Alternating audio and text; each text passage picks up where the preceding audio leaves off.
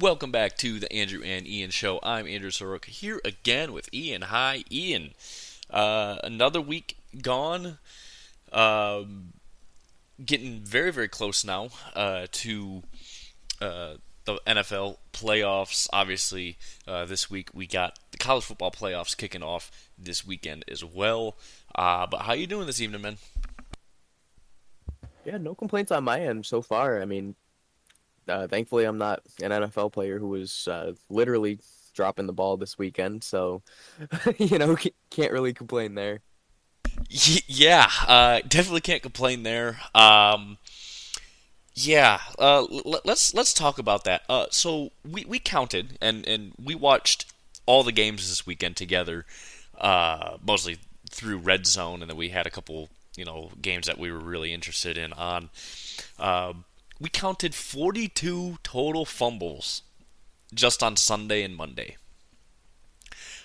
Thursday there was no fumbles in that game, but there's 42 total fumbles this weekend, 20 in just those first, seven games in the 1 o'clock hour.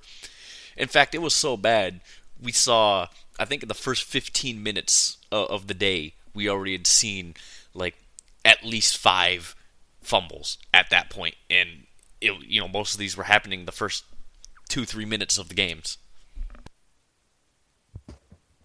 Yeah, there was a point where I think it was literally like the first few minutes of almost every game, and there was a fumble or a turnover, and it was just like, what the hell's going on? And ball security was an issue throughout the weekend. Yeah, it was one of the biggest fumble weekends that we've had all year. It would certainly make Andy Reid proud, with the fumble Rooski bullshit, but not ideal at the NFL level. So let's just get right into it this weekend. Thursday night football, we had the Niners hosting the Rams. The Rams winning this one 12-6 in the first game this season to not include a single touchdown from either team in a game. Uh, and of course, it's the game where I bet Matthew Stafford to throw for one and a half, over 1.5 touchdowns on a parlay, and that one just completely missed. So it is what it is there. But yeah, not a whole lot really to talk about in this one. Both quarterbacks were not that good. Stafford 16 for 27, 100, 160. Brock Purdy 14 for 31, 142, and a pick for him. Um, yeah, I mean, this was just it was a grinding game to watch. Um, you know, you go into the you go into the fourth quarter, and it's 6-3, San Fran, going into the third or into the fourth quarter, and no one's able to score a touchdown. LA had 302 total yards of offense to San Fran's 191, and just no one could get the ball moving. There were a lot of three and outs in this game, and um, yeah, shout out Kyron Williams being the only competent player on the field that day. You know, we were talking about all the fumbles and how this one didn't have any, but there were a lot of punts. 13 total. Seven for San Francisco and six for LA. So, like you said, there was a lot of drives that just stalled out. And the first game this whole season, we've had some toilet bowl games where there's not been a touchdown scored. These offenses for both of these teams are too good to not score a touchdown at any point Well, against I don't these know about the defenses. Niners. I don't know about the Niners. Debo Samuel is still a competent player. Outside of the running game, Well, there well. we'll see. At the end of the day, there's no excuse to not score a touchdown. At least one at any point. But I mean, at the end of the day, the Rams won the game by kicking field goals, and it's not a good look for the Niners who wanted to potentially, gain position in their uh, division and not only their division, but in the wild card chase. This all but, is the nail in the coffin at this point. LA, I believe is tied for the lead in that division now. And pretty much all the wild card are locked up to be 500 or better in the NFC. So San Fran literally needs to win out to even hope at making the playoffs as a wild card team if they don't win their division, and they got to start getting tiebreakers that they can't get. Yeah, they got to figure something out. They got to figure something out quick to get in to the wild card spot, because we already know it's either going to be Detroit, Minnesota, uh, you know, at the top of the NFC North, and then either one's going to make the wild card, and then Green Bay's going to make a wild card. So they're fighting for one wild card spot, and that can be between the Rams, that could be between the Commanders, and that can be even Arizona is in the mix on that. So it is a tight race right now for that last wild card spot in the NFC, and yeah, just you need to start scoring touchdowns. This is a depleted Niners team, and you can't even score a touchdown on them. Come on now, man. The Browns hosted the Chiefs. The Chiefs winning this one 21-7. Mahomes 19 for 38, 159 yards, 2 touchdowns. Solid game for him. Solid by his standards for this year, I should say, because he's just been terrible this year. This is, if you compare this game to any of his games last year, this is dog shit. But this is his average this year. I mean, he barely goes over 200 yards this year. I think the biggest takeaway from this one was really he suffered a high ankle sprain in this game, and that's going to hurt the Chiefs going down the road here. So that's going to be tough. But Jameis Winston, 16 for 25, 146 yards, no touchdowns, 3 picks, and then they benched him for Dorian Thompson-Robinson, and he also threw a pick in this game. There was lots and lots of total turnovers in this game, and they were all on Cleveland. 6 total turnovers, 4 of them picks, and there was 5 fumbles in this game in total, and they lost 2 of them as well. And yeah, just embarrassing of a game, to be honest with you. But I think, yeah, the biggest takeaway from this one is Mahomes' high ankle sprain. And that's just it, right? Is how is he going to be with that high ankle sprain? From what I saw, he was or looking to be a full participant in practice, and that's all they need him to be at this point. And if they can, the Chiefs, they're sure they might have to compete for that 1 seed. At the end of the day, if they don't get the 1 seed, it's not the end of the world. Just if they're still getting the 2nd seed, a higher seed, having a home playoff game at Arrowhead is enough for this Chiefs team to at least cause some havoc in the playoffs. I wouldn't be, the saltiest Chiefs fan in the world if they sat him for the last couple games to preserve him for the playoffs. But at the end of the day, do you really want to take that risk with Carson Wentz? And on the other hand, with Cleveland, from this point on, I think they're starting Dorian Thompson-Robinson over Jameis Winston at this point. And that's just, how that season's going for Cleveland. It's not been good.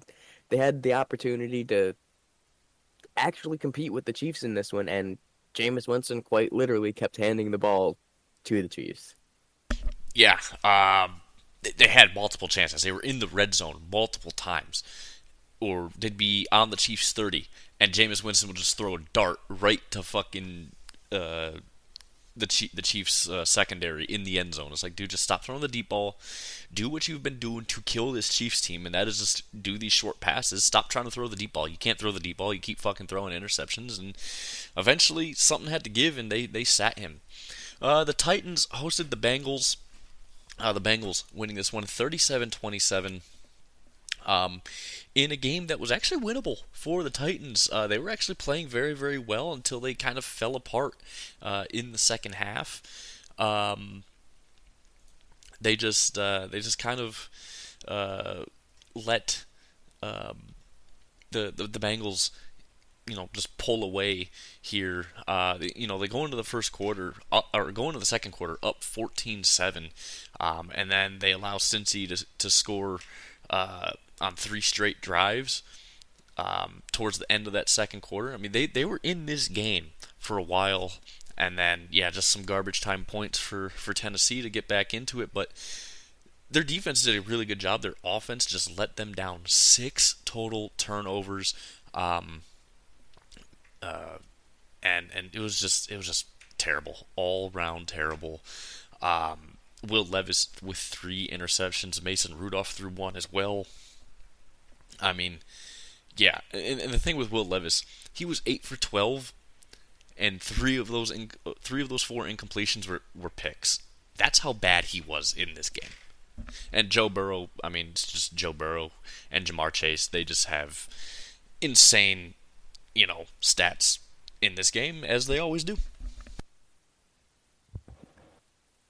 And that's just pretty much the best synopsis you could do of this game. I mean, Will Levis, like you said, 4 incompletions. 3 of them were interceptions, and I believe one of them was a pick six. And he leads the league in pick sixes, and that's resulted in him being benched now. And they're going to go with Mason Rudolph from here on out. So, yet another case of a dog shit team with the dog shit quarterback throwing interceptions getting benched. And it's a little too late for that at this point if you're Tennessee because, you're 3-11 now. But you weren't going to be, winning this game and possibly competing for the playoffs. You're ruining your shot at the one seed. Or not one seed, the one pick. And at the end of the day, I wouldn't be mad if I'm losing the rest of this season for Tennessee. You need a good high draft pick to really turn this franchise around and get someone better than Will Levis. Yeah, that's. I mean, they desperately need a quarterback. I mean, Will Levis ain't going to cut it, obviously, and then Mason Rudolph. I mean, we know how bad he is. So I mean, yeah, just all round. The defense did their job. Even they had that that fumble recovery. Fucking big man running it on a return for like 30 or 40 yards. I saw a post. Someone said they're gonna tell their kids that was Derrick Henry. So I mean, there's that for you. The Saints hosted the Commanders. The Commanders winning this one 20-19 off of a New Orleans failed 2 point conversion, which they easily could have fucking gotten, by the way, but Spencer Rattler's ass and can't fucking see downfield apparently. But I mean, he had a wide open receiver that he could have hit on that. It was that embarrassing. But Commanders, I mean, 17-0 midway through the third quarter, and then the Saints just come crawling right back into this game, and Washington unable to finish drives, and they got some problems. They're in Washington for sure. I mean, they're definitely a playoff team, but with the Rams playing like they are right now, and the Commanders struggling against a bad Saints team. I mean, that's tough. That is tough, and they got to figure it out, especially on the defensive side of the ball. There's no way the Saints should have been able to come back in this game, but it seemed like they just kind of took their foot off the gas in this one, and Saints, they should have won this game. To be honest with you, they really should have. This game was 14-0 at halftime in favor of Washington. You said it.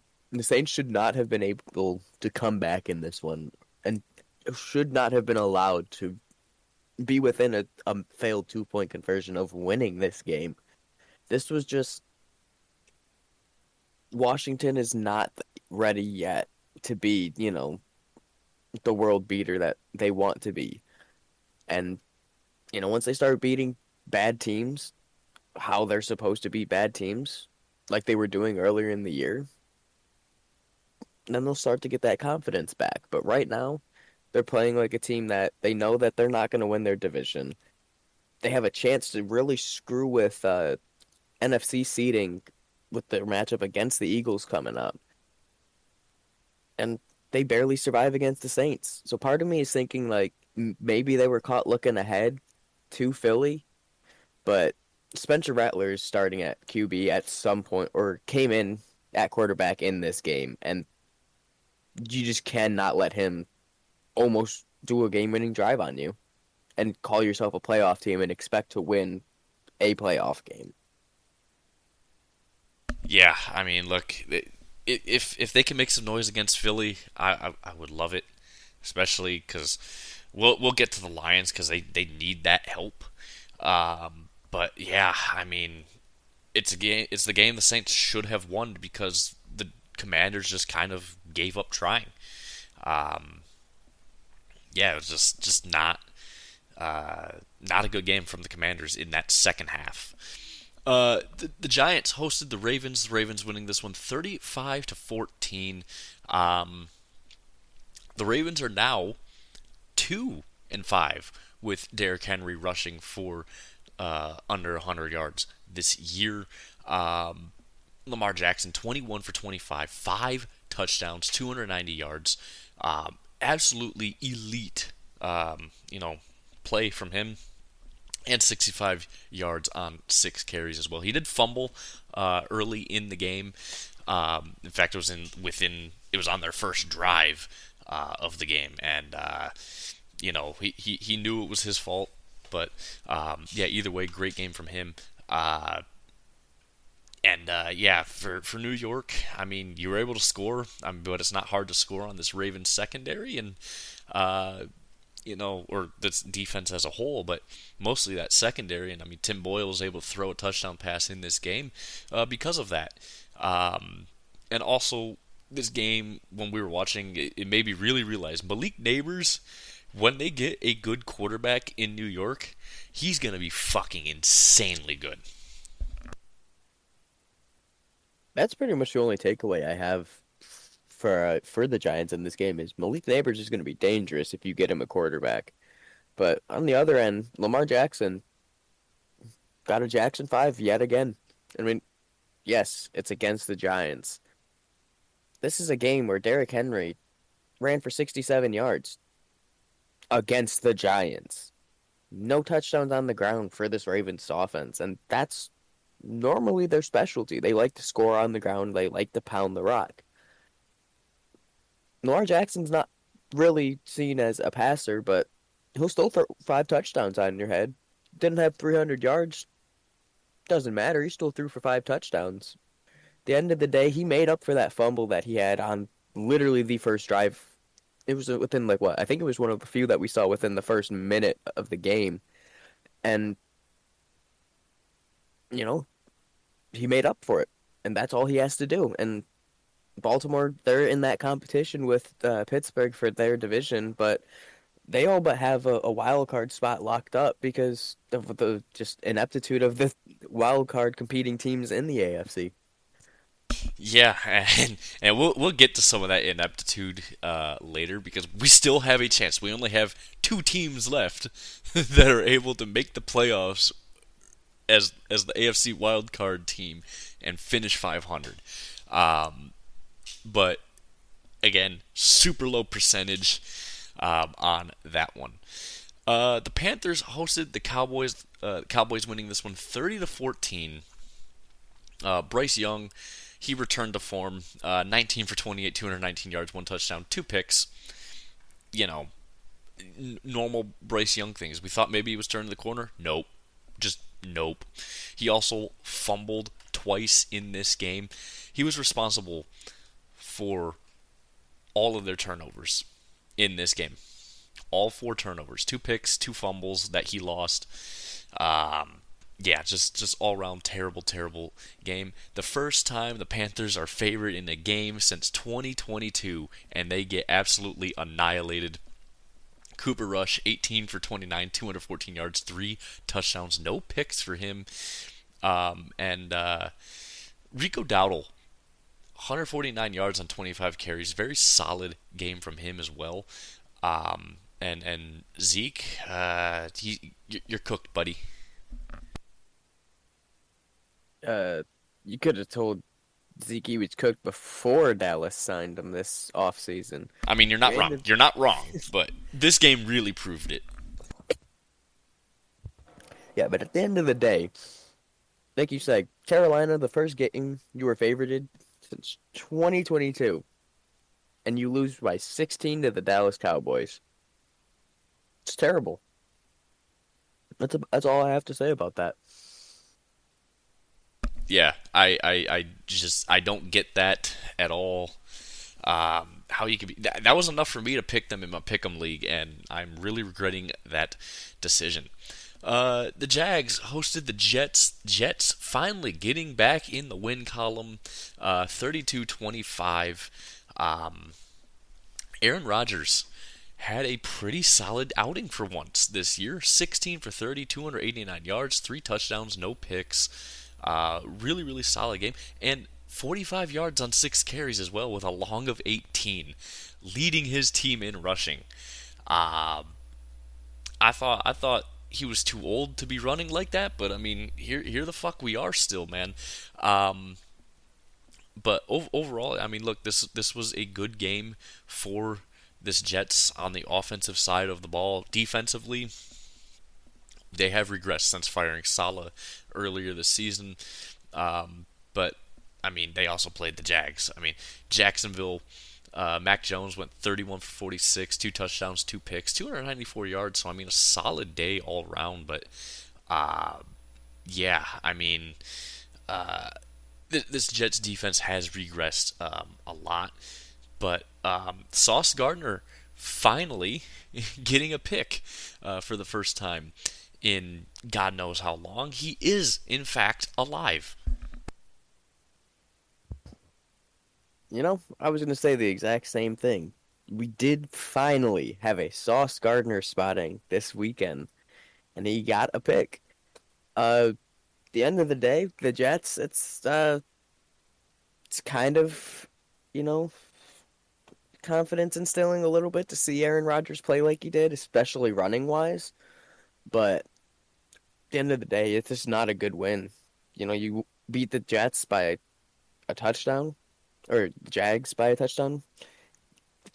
They're not a good team, and neither are the Jets. No, I mean, look, neither's a good team. It was definitely one of the toilet bowls of the week, at least when it came to the teams playing in this game. But yeah, I mean, look, Aaron Rodgers balled out for the first time in God knows how many years. That kind of almost reminded me of when he was still in Green Bay and actually good in Green Bay. The Texans hosted the Dolphins. Texans barely winning this one, 20-12. And ultimately, I think what cost the Dolphins this game was CTE Tagovailoa. 29 for 40, 196 yards, one touchdown, three picks. A lot of just stupid throws. I know one of them I can't really blame on him, but the other two definitely on him. He also fumbled in this game, and obviously they lost that fumble as well. But yeah, Texans kind of just getting lucky, getting by on the skin of their own teeth this week yet again. C.J. Stroud, not a good week at all. 18 for 26, 131, two touchdowns in this game. Yeah, Joe Mixon, 12 for 23 yards. 12 carries for 23 yards. Absolutely abysmal performance from Joe Mixon. And really the only highlight in this game was Nico Collins with his two touchdowns. Welcome back from your injury, man. That's really all it is. But yeah, just boneheaded moves from Tua, and CJ Stroud just he's been lacking a little bit this year, especially in the last few weeks. And that's going to be the question for Houston going into the playoffs is CJ Stroud going to be able to step it up to that next level, and the level that we saw him play at last year? And so far, he just hasn't hit that level. I mean, he's had flashes here and there, but he just hasn't delivered that big performance where, he's taken over that game and said, we need to win this here and now. And, this could have been that game where he did. And I mean, he had 2 touchdowns and no interceptions, but 131 yards on 18 completions is it's kind of lacking. But at the end of the day, with 20 carries as a team on the ground for only 77 yards. You'd think they would have, passed the ball a little more at some point and realized we're just not getting anything on the ground, especially Joe Mixon with, like you said, 12 carries and 23 yards. At some point, they should have realized earlier we need to start passing the ball. We're seeing Tua give us these turnovers, and granted, that's contributing to why CJ Stroud didn't have as much yardage. But at the end of the day, if you're not getting yards on the ground after, you know, 10, 12, 15 attempts, you don't really need to send it to 20 if you're still under 50 yards at that point. No, you don't. It's kind of some coaching malpractice, and we'll get into it when we get into the Lions. But they realized right away they weren't running this week, and they were able to just switch to running the pass offense, and yeah. But in this game, you just did not throw the ball as much as you should have, because again, you couldn't run the ball against Miami for some fuck ass reason. I don't know why, but uh, yeah. The Broncos hosted the Colts. Broncos winning this one 31-13. Broncos obviously one of those teams that before this week was one of those teams that could finish 500, under 500, and still make the playoffs this year in the AFC. But obviously this win canceled it. But the Colts are still in that race with the loss here. Um, that said, though, Bo Nix, I mean, he had a mixed bag sort of day. 20 for 33, 130 yards, 3 touchdowns, 3 picks, though, as well. Um, Denver just didn't do a whole lot well this week. I mean, uh, the offense did not move the ball a whole lot. The defense did a good job, and that's really all that matters. Anthony Richardson, 17 for 38, 172 yards, 2 picks. Um, he at one point in the game was 5 for 16, 5 for 16 at one point in the game. That is abysmal. Not something you want to see from your rookie quarterback. Colts were up 13-7 going into halftime, and then they get shut out in the second half. Um, there's also the fumble 6 by Nick Benito. That was a 50-yard fumble recovery, and that kind of definitely hurt the Colts. But the Colts outgained Denver in this one, 310 to 193, and you still only put up 13 points, all in the first half too. It was embarrassing for sure. 5 turnovers total definitely hurts. Again, that fumble 6 definitely does not help you at all. But still, the offense, you got to figure something out with this offense. I mean, Anthony Richardson is not the answer, but neither is Joe Flacco. So you got to figure something out if you're the Colts. I mean, if you're the Colts, you're just going to try and tank your season away now at this point. You still have playoff hopes, but they're very, very slim. But yeah, I mean, this was just bad football all around from the Colts. And even from Denver, it was not a very, very good game, especially on that offensive side of the ball. This was a game where I thought, like you said, this if Indianapolis won, this is really going to make potential for one of these teams is going to be under 500 or at 500 and barely scraping into the playoffs. But Anthony Richardson just did not allow it. There was certain times where he's just making stupid mistakes, and then they go for a trick play at one point, and then they go for the pass back, and it's, you know, intercepted on the, pass back and run back to the house. Just stupid mistakes that you just can't make. And then you have Bo Nix, who you got for 3 picks himself, and you just, no, we're only going to get 13 points. That offense has problems. And they lost Alec Pierce to a concussion early in this game as well. And that's more problems added on top of that. They need to figure stuff out. And they don't have the, unfortunately, they don't have the full season to do it anymore. It's week 15, week 16. Time's up. And they could make the playoffs still.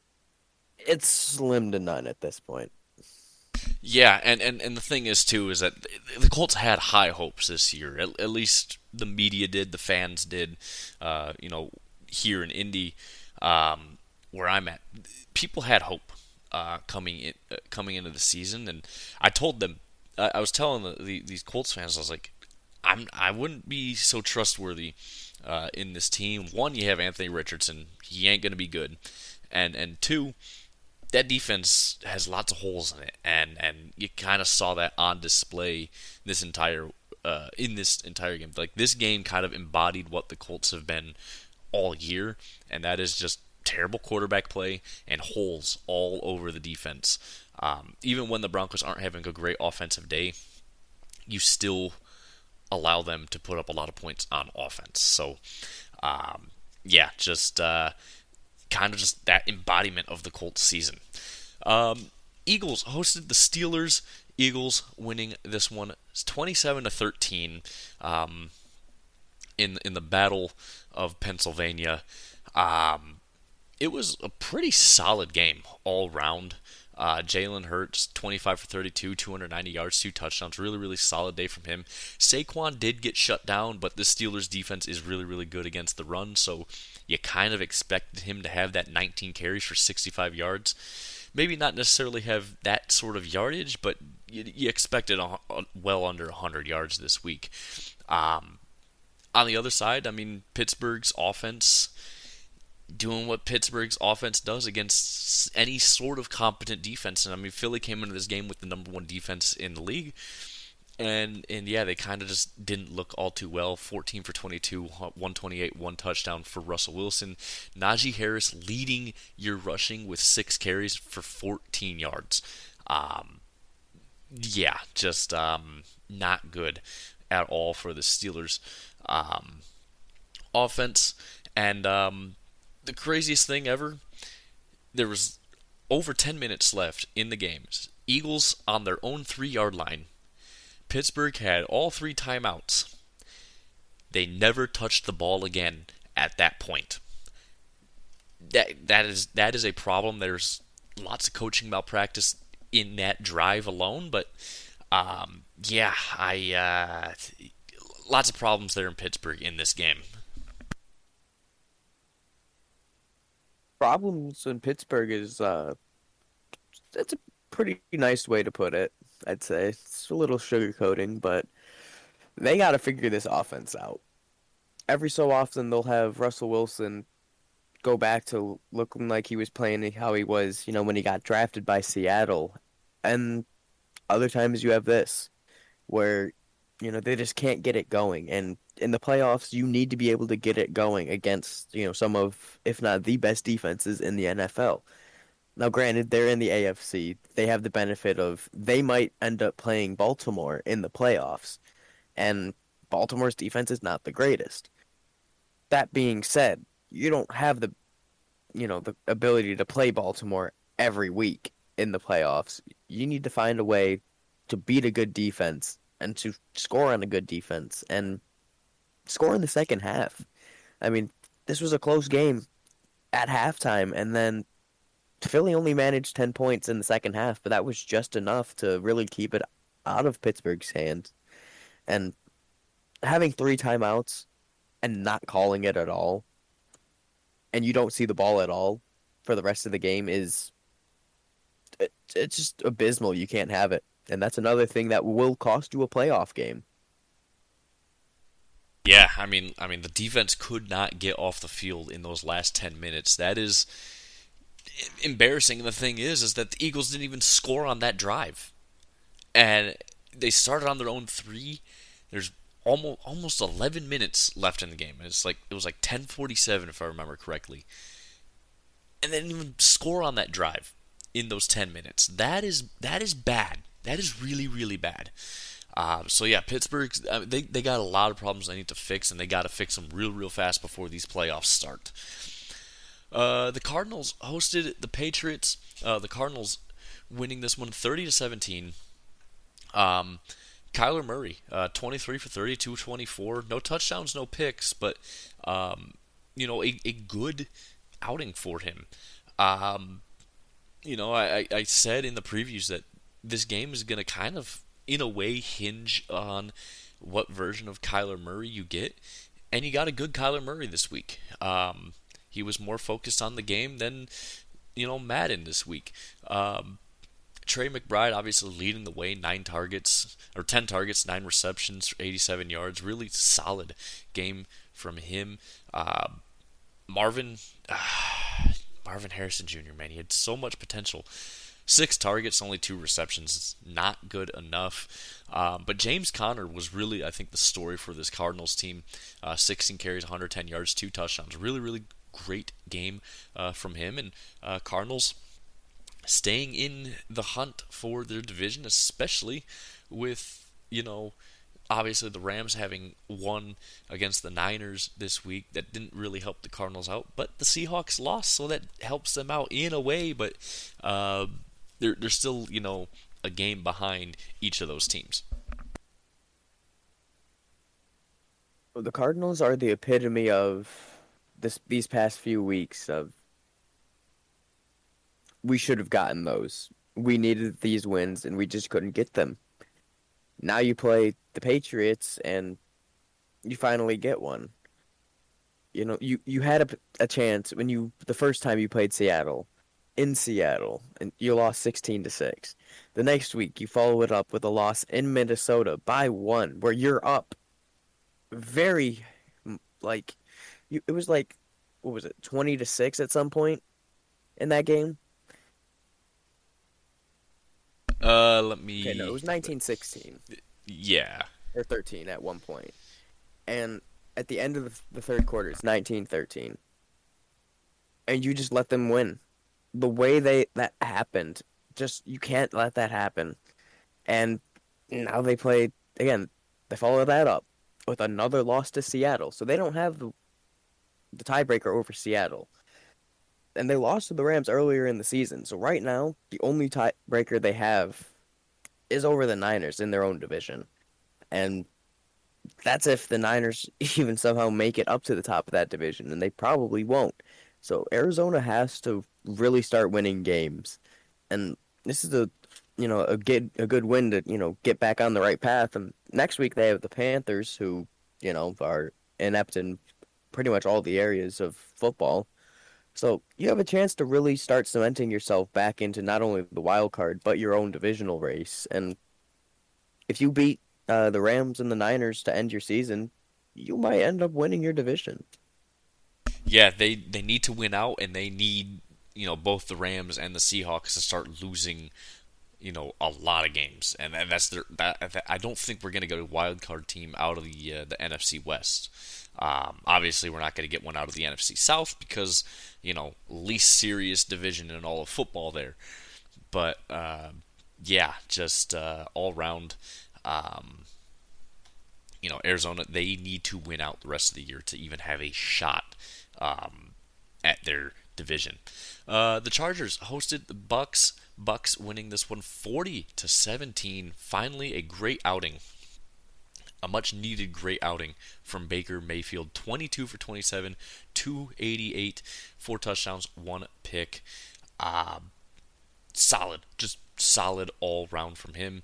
Tampa Bay 506 total yards of offense, 300 exactly 300 yards more than LA's total offense.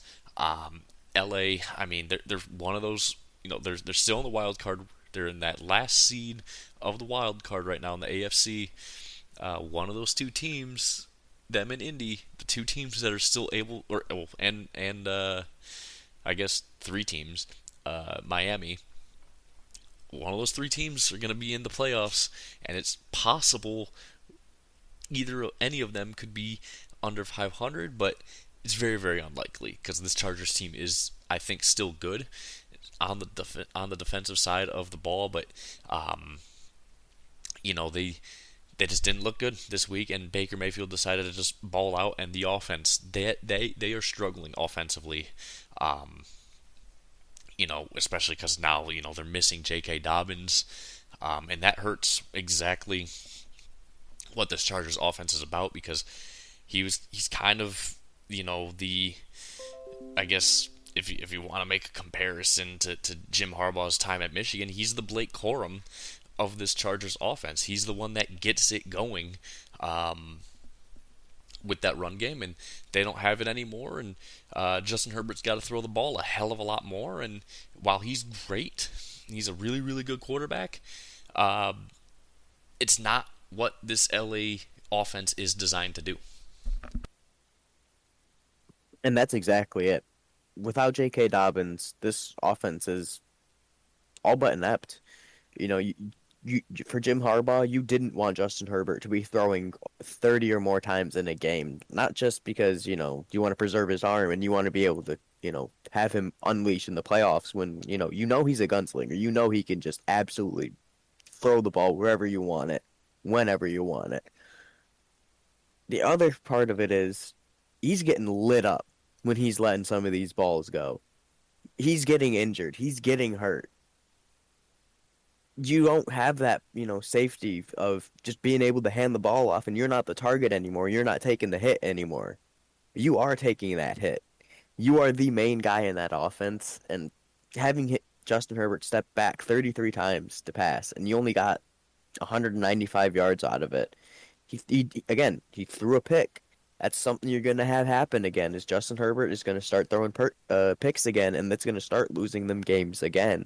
And it's not going to be his fault because he's just a bad player. It's just a shitty circumstance. And right now, Jim Harbaugh has been doing a pretty good job, coming back into the NFL and keeping the Chargers afloat. But performances like this against a team chasing the playoffs like Tampa, you got to put up a better performance than this. And especially if Baker Mayfield and Mike Evans are going to put 40 on you, you're going to have to put more than 17 on the board. And they didn't. And that's sink or swim, and brother, they're drowning.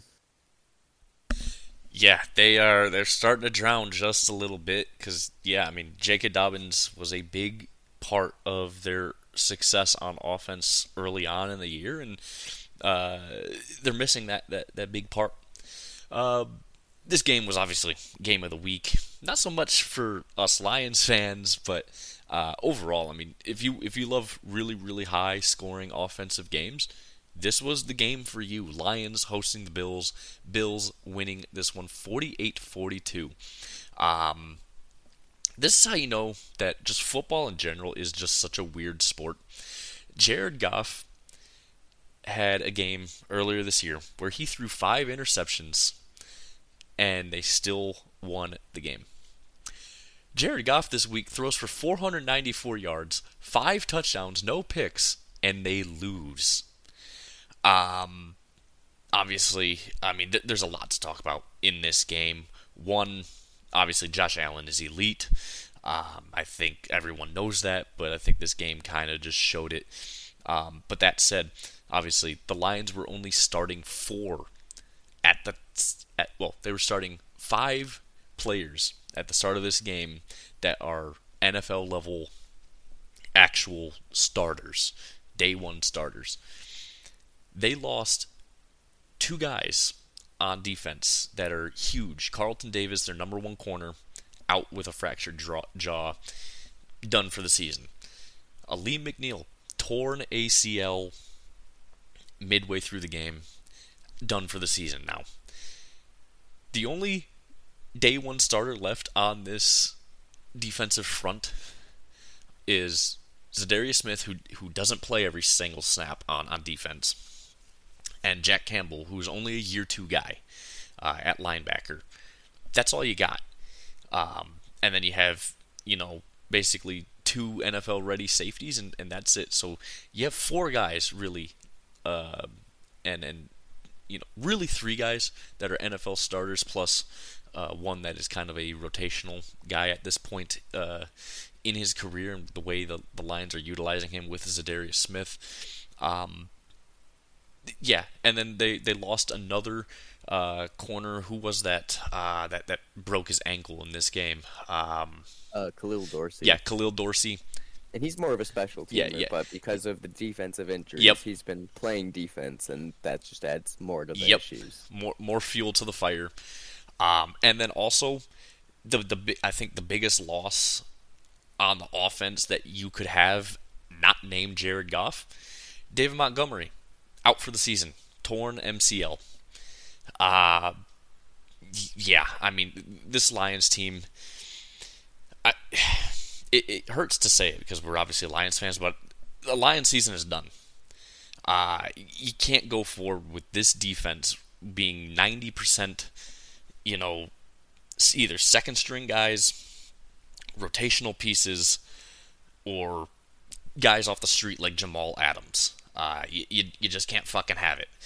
Um, we had everything we needed to not see Kendall Vildor this entire season, and now he's going to be a starter the rest of the year. Fan-fucking-tastic, right? You lost the heartbeat of the offense in David Montgomery. But yeah, I mean, this Lions team is done. 21 guys, 21 starters and or second string guys and or critical third and distance guys out on IR. Most banged up team in football by far. And the early bye killed them. The early bye certainly killed this team. But it's truly just sad. The Lions are just holding on to hope at this point for their season. But yeah, one thing that I do want to point out though, and I mentioned it earlier. Obviously, the run game got stuffed early in this game.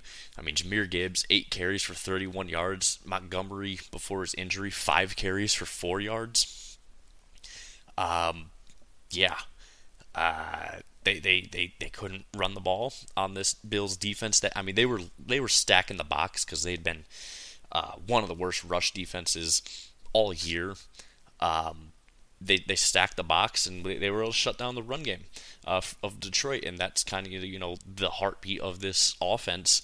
But Jared Goff stepped up. He had an amazing game. Just the defense is so depleted that you're not going to stop a offense as good as the Bills when you have mostly practice squad guys on your defense. And that's just it. This is a defense that you have, like you said, like 4 starters or 4 like actual like NFL quality capable players.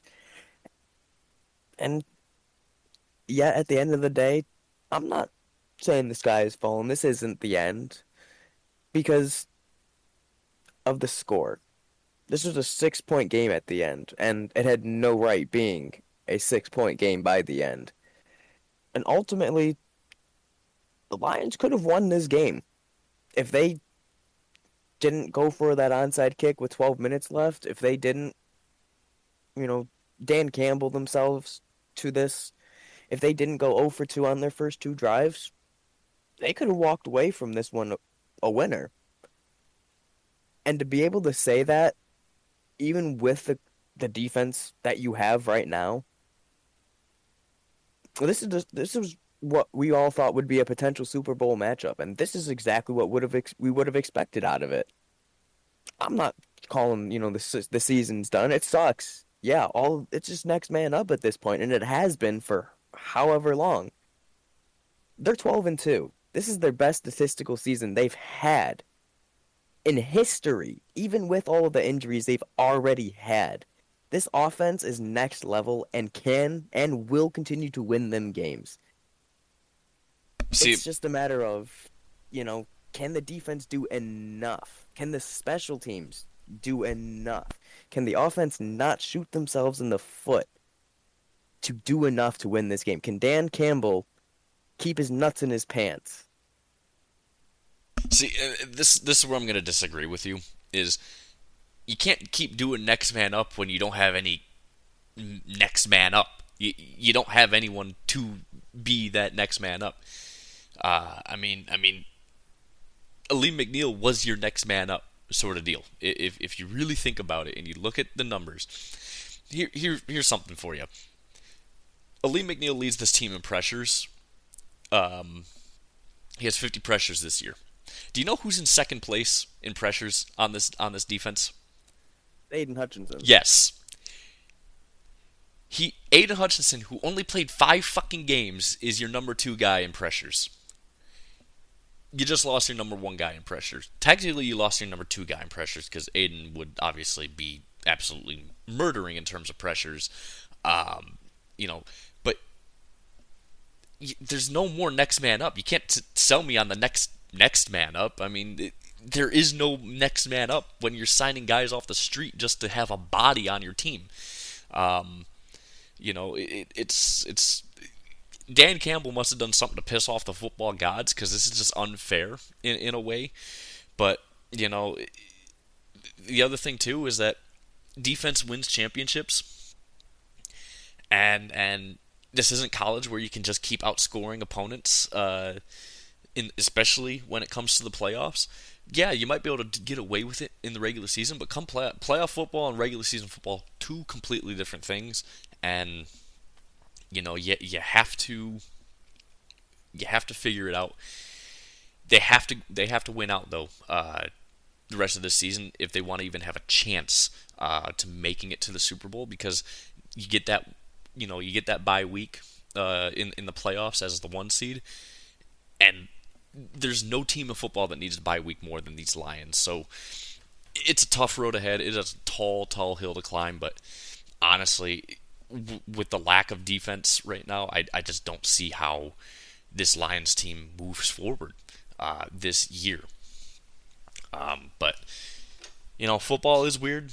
You never know what could happen, but I think the Lions are going to need a lot of luck going forward here.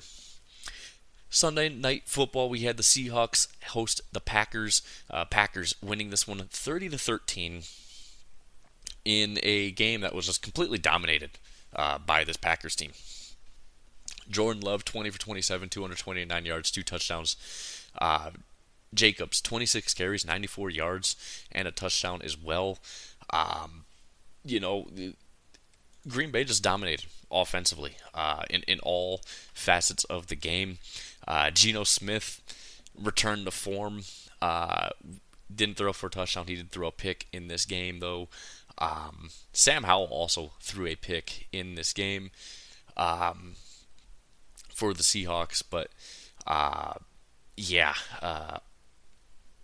there's nothing really to take away from this one outside of the fact that Green Bay just straight up dominated a Seahawks team that was dominating teams the last few weeks, and suddenly they just couldn't do anything offensively against this Packers team. And Green Bay did dominate. They were up 20-3 at halftime, and that was pretty much all but game at that point. And for the Seahawks, salt in the wound. Geno Smith went out with an injury, and they had to have Sam Howell come in. It's starting to get to a nightmare situation in Seattle. You just lost your starting quarterback for however long. You're already fighting not only for your division, but for the playoffs. And now you got to ride Sam Howell. That's it's a bold move, but we'll see where it ends them. But Green Bay, they're riding momentum into the playoffs, and if they catch a team like Detroit in the playoffs, It's gonna be fun. It could be fun, or if you're the Lions, it might not be with that defense, man. I'm telling you.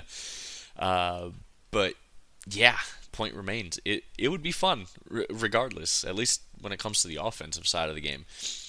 The Vikings hosted the Bears last night. One of two games on Monday. Can we get rid of two Monday night games, please? Just give us one. I just want to focus on one game on Monday night. But anyways, Vikings win this one 30-12. Caleb Williams 18 for 31, 191, one touchdown, no picks. Good for him. Sam Darnold 24 for 40, one touchdown, one pick, 231 yards. Solid, outing from Sam Darnold. Kind of what you expect. Obviously after him being on that super high, playing ability, or not, that's not what I'm looking for, but just playing at a super high level earlier this year. He's kind of fallen back down to earth since then, but still a solid outing from him regardless. Justin Jefferson having a really good game, 73 yards and a touchdown in this game on 7 catches. Um, the Vikings defense, they did a really good job of suffocating this Bears offense, really shutting down the passing game. I mean, again, 18 for 31 for Caleb Williams in this one, and the Vikings just dominating. I mean, you expect it, but remember last time they played, it was in Chicago though, but Minnesota had to win it in overtime against this team, but not so much this week. And I think part of that is just to do with the fact that the Bears have been ass since really that game. But I remember you sent a meme earlier. The Bears are 0-8 now since that one incident in the Commanders game. Yeah, Chicago's all but waving the white flag at this point. It's not what you wanted, especially if you're Caleb Williams. You were, a winner your whole life, and finally you go to the one place where quarterbacks go to die, and that's Chicago. And you were supposed to be the guy who changes everything around. You're going to be the first Bears quarterback to throw for 4,000 yards as a rookie. They got you Keenan Allen. They got you DJ Moore. They got you Romo Dunze in the draft. And here you are with nothing to show for it. You got Matt Eberflus fired halfway through the season, so that's a plus. Well, But he didn't get Matt Eberflus fired. Matt Eberflus got Eberflus got himself himself fired. fired. Yeah. So, I mean, those kind of go hand in hand. Terrible head coach for a quarterback who's only won and wants to win, and was 4-2 at one point this season, but now sits 4-10 and still has not won an away game, which is funny because Justin Fields, the quarterback that Chicago got rid of, who now plays for Pittsburgh, has is going to the playoffs, while Caleb Williams has still yet to win an away game. Womp womp. Put You things in just perspective for you Chicago. just you just hate to see it. You just hate to see it. And then also last night, the Raiders hosted the Falcons. Falcons winning this one 15-9. Um, Kirk Cousins, it was announced today he's been benched for Michael Penix, so Falcons fans are probably excited about that. And yeah, I mean, Kirk Cousins 11 for 17, 112 yards, one touchdown, one pick. If you look at completion percentage, he looked solid in this game, right? But he's just been terrible the last few weeks, and they barely escape against the Raiders. I mean, it was 9-3 going into the half, and they got into safety because obviously the Raiders just blow offensively, and they don't have an offensive line. Desmond Shitter is out there at quarterback, 23 for 39, 208 yards, one touchdown, two picks. I mean, oy vey. I mean, it's abysmal in Las Vegas. You should have came to Detroit, Max Crosby. Just saying. Although if he did, he'd probably get injured at this point. That's just the way the Lions go. But yeah, Atlanta, not an offensive performance you want to have against a really bad defense. I mean, the only bright spot on that defense is Max Crosby, and obviously he's not going to be able to carry that entire defense. And they just look terrible. Um, Offensively, they didn't look good, and defensively, yeah, the Falcons look all right. But again, you're playing Desmond Shitter. Are you really, being that good of a defense? Not really, right? But they did let Bijan cook. They just didn't let him cook enough. 22 carries for 125 yards, and yeah, that's all she wrote. Falcons, yeah, it's not looking good for you, man. Not with the way Tampa Bay has been playing lately. That's the key right there is the way Tampa's been playing, the way Atlanta's been playing. Atlanta might have the head-to-head tiebreaker. Tampa Bay has the record right now, and ultimately that's what it's going to come down to. And it's an okay game for Atlanta. Yes, now Kirk Cousins is benched, but you don't know how Penix is going to play. And sure, you might not make the playoffs, but if you are in the playoff race, and you very much are, you just have to see Tampa lose one game and you win one game, and all of a sudden you're back in that lead for that division. And you're going to start your rookie quarterback now out of nowhere. I think this is them saying we're bowing out of the playoffs. We know where we're at, and we're not going to do anything. We don't want to make the playoffs anyway. But at the end of the day, though, Penix might ball out. So we'll see. We know Atlanta has the weapons, but Kirk was just throwing the picks. So it's an interesting situation for Atlanta. But on the other end, it's interesting you said that Max Crosby probably would have gotten injured if he came to Detroit. He got injured anyway. He's having Oh season-ending yeah, oh surgery, yeah, I forgot about that. I completely so it forgot about that. doesn't matter. He's out now. Yeah, yeah, yeah, yep. And like you said, Desmond Shitter's at quarterback for the Raiders. That's all I need to know. Yeah, that's all you need to know about that. So yeah, so moving away from the NFL, we had one college game, Ian, this week. We had one college game this week, and we both picked the losing team in this game. I mean, Jesus Christ, how do we fuck up that bad in college this year? Number 22 Army versus Navy in the Army Navy game. Navy wins 31-13. Where do we begin? Where do we begin? Um, let's just start. I think we Army. just call the pod here, man. I think we quit. I think we cut the college portion. I like honestly, we go back and we see how wrong we were with all of these, and then we see how like Right. under 500 we are with our picks. Just I think we just cut the college portion at I, this I point. honestly, I think you're onto something there. I mean, Jesus Christ. Daly had an awful game on both sides of the ball. Navy's defense really stood tall in this game. I mean, obviously, both these teams know what they're going to do offensively. Um, but man, Navy's defense did a really, really good job of stopping this Army offense. I mean, Daly again, 7 for 16, 65 yards, one touchdown, three picks in this game, and Udo, 14 carries for 53 yards to lead that team in rushing. And yeah, you look at the other side of the ball. Horvath, 4 for 9, 170 yards, 107 yards, two touchdowns in the air, 25 carries for 204 yards and two touchdowns on the ground.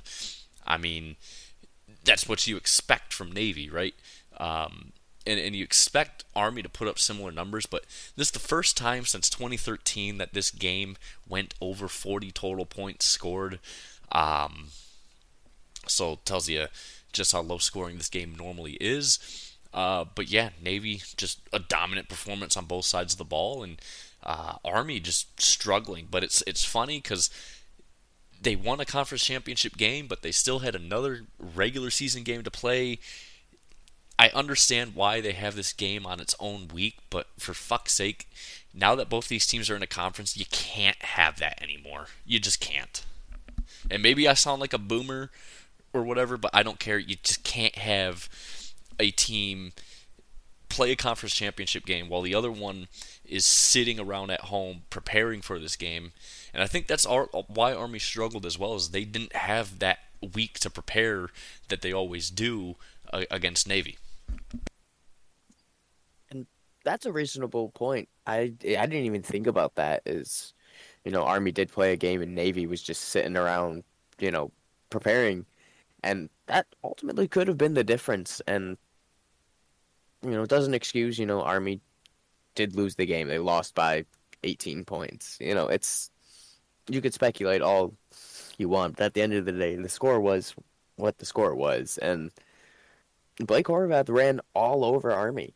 And these are two teams that are, looking each other and they see each other in the mirror. They are very run heavy teams and they pass second, and Navy just got the better of them with their passes. Yeah, they certainly got the better of them, and obviously Navy's defense, like I said, played a great game. And yeah, that's really all she wrote. So, yeah, congrats to Navy for winning the Armed Services Showdown. But anyways, that's gonna wrap us up, guys. Obviously, we only had one college game to talk about, so we were able to talk a little bit more in depth with the NFL this week. But Thursday's episode, we'll preview all the games for the college football playoffs. Also, Thursday is going to be our last episode until after Christmas. So it'd be like the day before New Year's will be the next episode after Thursday. I'll be back in Michigan. I'm not going to have I'm not bringing up an entire desktop computer to record episodes while I'm there for the holidays. But that following Tuesday, we'll obviously talk about everything that happened in the college football playoffs. And we will talk about all the NFL games that have happened over really those 2 weekends. Or over that weekend. We won't be having any previews, and we won't have a review from this coming weekend's slate of games. So we'll have a lot to talk about in 2 weeks' time from now. But yeah, Thursday we'll still go over all college football playoff stuff, and we'll just kind of just go from there. So with that said, guys, rate, review, subscribe, help us out. Let us know what you guys want to see more of. Check out our YouTube page.